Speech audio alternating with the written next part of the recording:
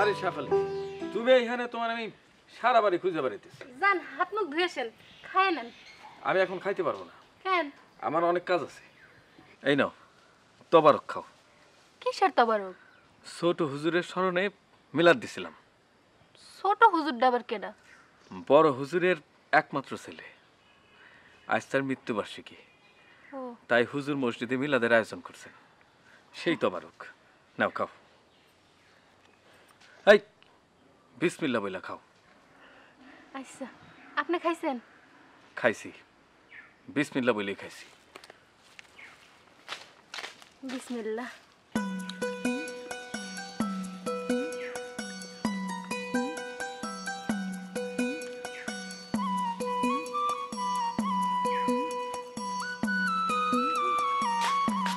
এই যে ফটিকসান, সারাদিন আপনি কই ঘুরে বেড়ান কোন তো?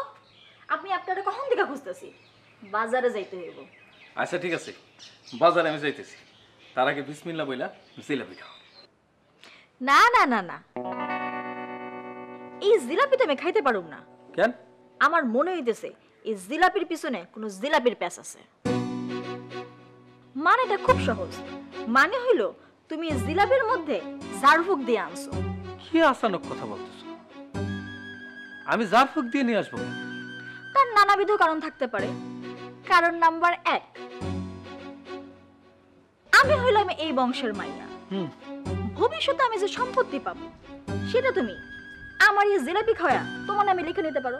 হ্যাঁ? কারণ নাম্বার 2, তুমি আমার এই জিলাপি খাওয়া এই বাড়ির সকলে তোমার কবজায় নিতে পারো। হ্যাঁ? আরো নানাবিধ অজানা কারণ থাকতে পারে। এই জিলাপি তো আমি খেতে পারবো না।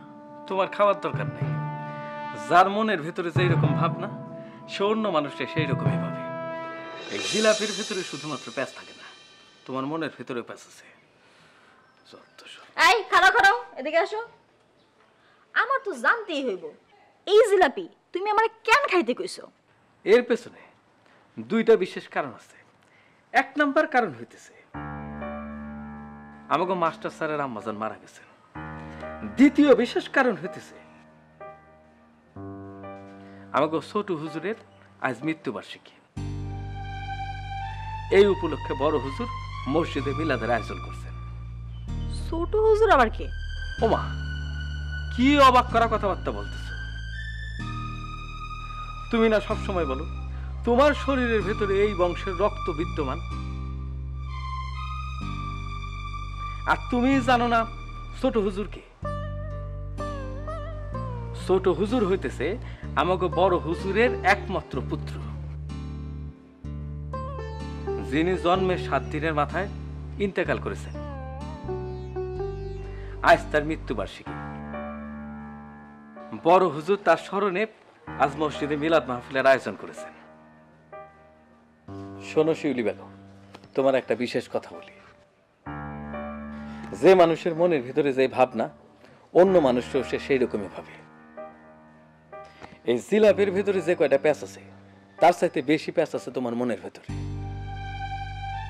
আর একটা কথা বলি, ওই বংশের রক্ত শরীরে থাকলে হয় না, মনের ভেতরে বংশের ইতিহাস থাকতে হয়।